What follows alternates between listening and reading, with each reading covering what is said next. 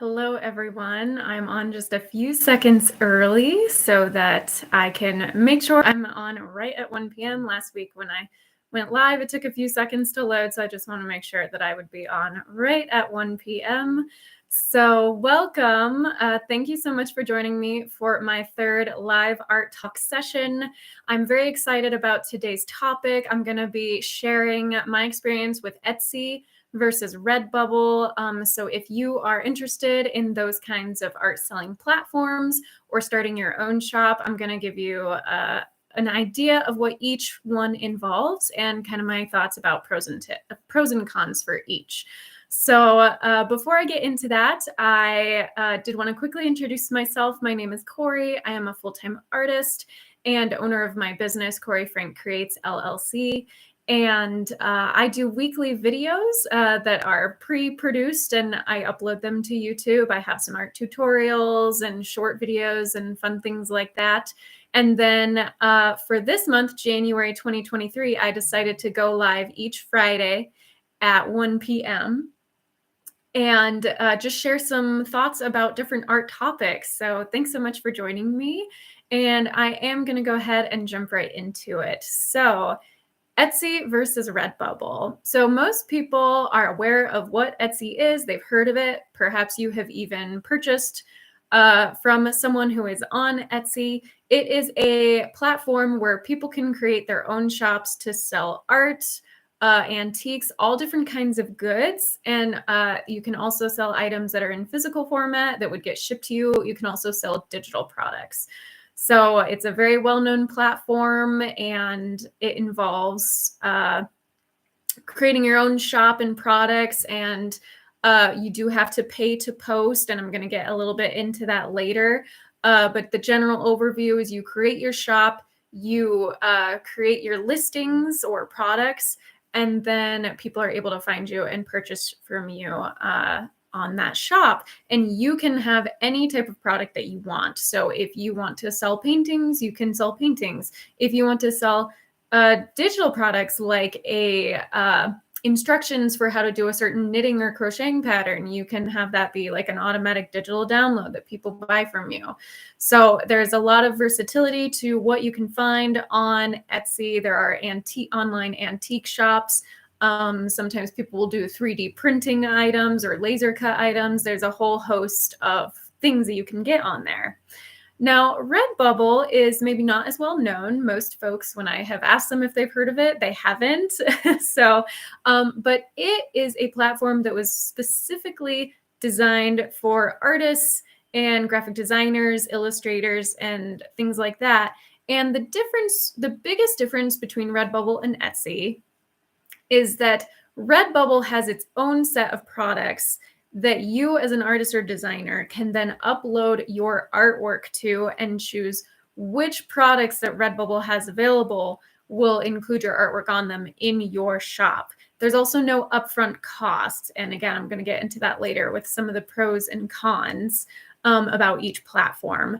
But basically, the kind of main thing is that Etsy is whatever product you want to sell, whatever idea you have, you can sell it on there, versus with RedBubble, you do have their set products that your artwork or design will be printed on. So those are kind of the main differences. And, I've had a little experience with both. I started out on Etsy and then realized that, it might not be the best choice for me as a platform. So then I transitioned into RedBubble. So I'm going to share a little bit about each. First of all, Etsy, if you're unaware, it involves a upfront payment to make a listing. And a listing is basically a product. So let's say like this horse painting behind me. Let's say that was an original painting framed that I wanted to sell. For me to list that on my shop, it is 20 cents. And it's 20 cents per listing. Now, upfront, that doesn't sound like too much. But imagine if you have 50 products, 20 cents per product, it's going to add up quickly. And it's not just a one-time payment. It is, you can set it up to automatically renew. The posting expires every 120 days, basically every 4 months. And if you have not, even sold it in that amount of time and you want it to continue to be listed, you can set it to automatically renew or manually renew it. You will get charged 20 cents once again. So for one listing that is 3 times a year, you're going to get charged the 20 cents. And then that is for every single product you have in your shop. So there's a little bit of an upfront cost to it. There are also transaction fees involved. I believe it's 6.5%, or at least the last I looked. Those are the rules with Etsy for transaction fees. So they take that 6.5% transaction fee. There also can be a payment processing fee involved, and that varies by country, region, and all of that kind of stuff. Pardon me. And they also, the great thing is they do handle tax, but they deduct tax from the price of your product. So you want to try and take tax into account and maybe build that into the base price of your product, because Etsy ultimately deletes the taxes from your final sale. So that's a little bit about Etsy and how that works. Now, RedBubble is different in that there is no upfront cost. You create your shop for free. And with Etsy, you can create your shop for free as well, as far as like creating your storefront, but actually uploading products that cost money. With Redbubble, you create your shop, you upload a high quality designer or scanned image. So you will need to have digital images of your artwork or designs. And then you choose which products that Redbubble has available that your artwork is going to go on. You kind of size and place them on the product, and then you choose which ones are active in your shop. And then the way you earn money is that you set your margin or commission, as it's also called, for how much you want to earn on that sale. So let's say this. Redbubble has base prices on all of their products. So let's say an item like a mug was $10, and I think that's a little low. Their actual base price for a mug is a little higher, I think. But so it's $10. And then you go in and say, okay, I want to make a 20% margin on that. So that would add $2 to the price, because 20% times $10 is $2. That is what you are going to make on that sale. And the consumer is ultimately going to pay $12 plus shipping and tax. So it's just a little bit different in that there's no upfront cost to you, and you have a lot of flexibility in setting your profit margins. So if you wanted, you very well could set your profit margin to 100%, and it would double the base cost. So if it was a $10 item initially and you set 100% margin, it would ultimately make that product $20 for the consumer. Now you want to be careful because, other artists on there probably don't have a profit margin that high. So if someone sees your product and goes, whoa, that's $20 versus everyone else, it's like 13 or $14, you just want to be mindful of that. So that's kind of the basics about how both platforms work. And now I want to talk about some pros and cons of each. So with Etsy, there are several pros. You have your own products, can choose what you're creating, choose what your shop includes, and you have the option for both physical and digital items. And you get to keep track of your own inventory. So that's kind of nice. You have the creative control. You also, sorry, I'm looking at my notes every once in a while because there was a lot. I kind of did a brain dump, and now I'm kind of sharing it with you. There's also, I think, some potential for higher earnings, particularly with like kind of antique and specialty items. Like if you have an item that is $100 and you're going to get the majority of that sale minus the processing fees, transaction fees, taxes, and the cost to post, you're going to get a decent income from selling one product that's maybe a higher priced item.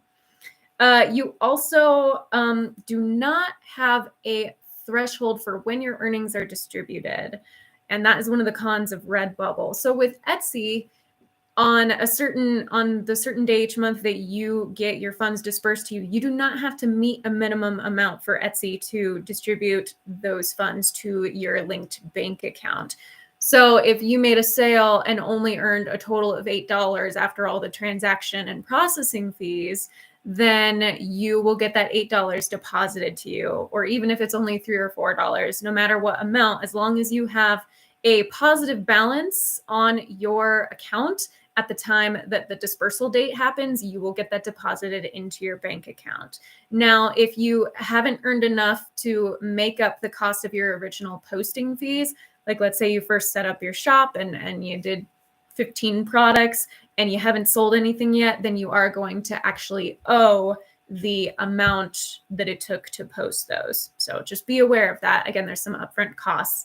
Another pro of Etsy is that you can create your own discount codes and sales, and you can put sales on specific items or your entire shop. You can send people a discount code. So if you have subscribers, like on a newsletter, you can send the discount code directly to them, and it would apply only to them when they use the code. So it's a really great way for you to be able to control and run sales based on maybe some holidays or specific days or events that you want to promote, and maybe make some extra sales with those discounts. So that is a very big positive about Etsy. You have the control of your shop and when sales and discounts happen. And then finally, it is a well-known and familiar platform. So there's probably more people on there who will be searching Etsy and potentially finding your stuff.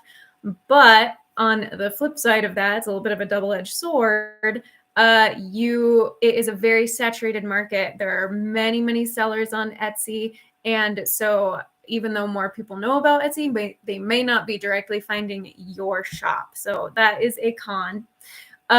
You also have to take care of the production costs. Obviously, if you are making your own product, you are doing that, and it's all upfront out of your pocket. You are handling the shipping and physically shipping the product to folks. And you are also responsible for the customer service end of things. So if someone's unhappy with your product, you have to have your own return policy and things like that. So that's very much, you're very active on your part. The upfront cost, of course, that kind of is self-explanatory. You have to pay to make a product. You have to pay to create your shop. And even if it's a nominal fee, 20 cents per posting, remember that's 3 times a year for every single product, plus all the processing fees that they take off. So there is some upfront cost to you. And if you don't wind up selling anything for a while, it can add up over time. There is a kind of you are out money when someone wants to return something. So obviously you can create your shop, especially if you have only digital products in your shop. You can say you don't accept returns and all sales are final. You can certainly do that. But, if something gets damaged in shipment or things like that, or a customer is really unhappy, you may have to coordinate with them some sort of partial refund or returning the item or something like that. And again, that is a lot of more work on your part. There's also something kind of newer with Etsy. You have to have your tax info entered on your business profile. Like that is for Etsy's end. The public will not see that, but you have to have some sort of tax ID number on there. If you are earning more than $600 in sales on that platform, you have to have your tax info on there. So it's just one more thing, one more step to the process. Also, for your digital products, at least this was my experience. So I started out on Etsy with digital files of my paintings with the thought, and I know other artists have done this and been successful at it, that if someone wants that piece of artwork, they purchase the digital file, which you can have at a lower price because obviously it's digital, it's not an original or a print, and you're not having to ship it to them. It's just an automatic file download.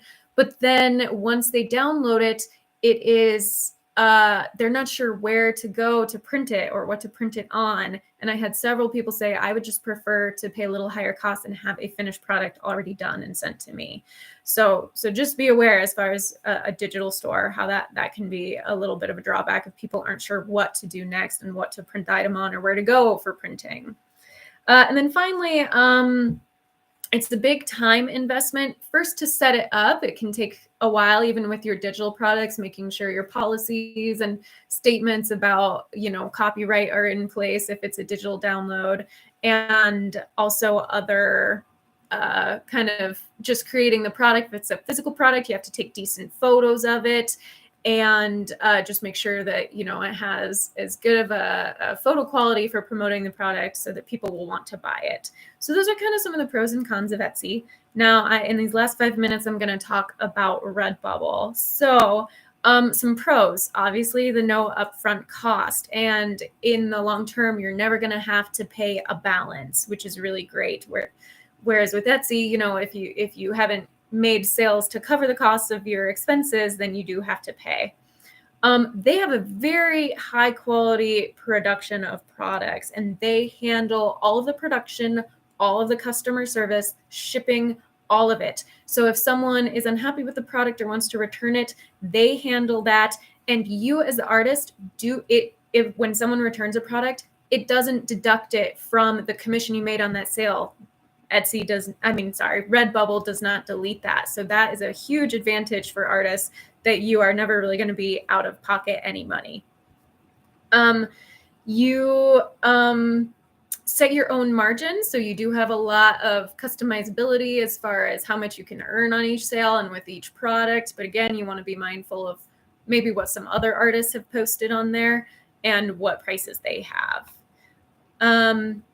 It also is great potential for passive income, because once you have your shop set up and you've uploaded even like 1 or 2 artworks, they have so many products that you can choose for each design and artwork, that on one design might potentially have like 40 to 50 products alone that you could sell from that. So once people start finding your shop and knowing about it, you have the potential to just have sales coming in, and that's more of a passive income, because then once you've initially uploaded the artwork and placed it on your items, you're kind of done. And it's just a matter of marketing it yourself, sharing it on social media and things like that. So those are some really good positives for that. Now, some cons are, again, like Etsy, it's a very saturated market. Even if it's not as well known, there's tons of artists and designers on there. So it might not necessarily be easy for people to find you.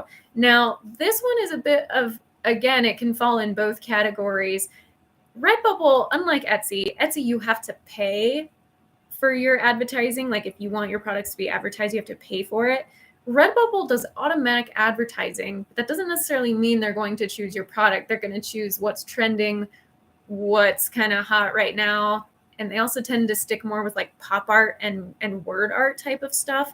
So while they do auto advertising, it might not necessarily be your item that they're sending to folks. So yeah, it's nice that they have some automatic advertising, but as far as like getting your own products advertised with them, I haven't figured that out yet. So sales are subject to Redbubble and discount. You can't create your own discounts, can't create your own sales. So when Redbubble has a site-wide sale, perfect, promote that with your audience. But otherwise, you can't set your own discount codes or sales. So you have a little bit of less control with that. They tend, like I said, to focus more on pop art and graphic art. A lot of the artists on there that I think are really successful, sometimes it's just like a t-shirt with a 1-word text on it. So it's a little harder. A lot of my products are graphic design, or not graphic design related. They're more like fine art, like the painting, like a horse painting behind me. That particular one is not in my shop, but it tends to be more on that side of things. So again, just considering what medium you use. If you do kind of graphic art or hand lettering, it might be a great platform for you. Again, they're not as well known. So people might not find you as easily, not even knowing what Redbubble is or that it even exists. And then finally, this is one of the biggest cons in my mind. You do have to meet a certain threshold before your earnings will be deposited to your linked bank account. So at the time when there's 1 day a month, every month, where Redbubble will disperse your funds to you, as long as you have earned $20 worth. If you have not earned $20 worth, they hold it for you, which is great, but you do not get it until the very end of the year. If you've earned under $20 for the entire year, they will finally disperse it to you. But otherwise, you're not getting it every month if you have not meted that $20 threshold of earnings every single month, $20 or more. So that's kind of a big con there. So I'm almost at my time, but I wanted to quickly show you. So I ultimately wound up transitioning from having a digital download shop on Etsy to Redbubble. So there was no upfront cost to me. And I just want to show you some of the products. Again, they're very high quality. So you've seen my mug in the last couple live sessions. There is also a like cute little zipper pouches. I use this as a wallet. You can get greeting cards, very high quality, super heavy duty. I was so pleased with the paper quality. Notebooks. I'm always using notebooks to take down notes. I love this water bottle. I use it all the time. And these are just a few. This is another one of my favorites. We've got a beautiful tote bag that's just the print all around. And then finally, I have my phone case, which they have really high quality, tough phone cases and skins. So that's just a bit about Redbubble and Etsy. One isn't necessarily better than the other. It just depends on what your goals are and what you want to do with it. So I hope you found that helpful. I am going to go live again next Friday, that last Friday in January at 1 p.m. Mountain Standard Time. I haven't decided on my topic yet. So if you have any suggestions, feel free to leave a suggestion for me in the comments. Otherwise, I will think of something in the meantime. I appreciate you all. I hope you have a wonderful weekend, and I'll see you next Friday.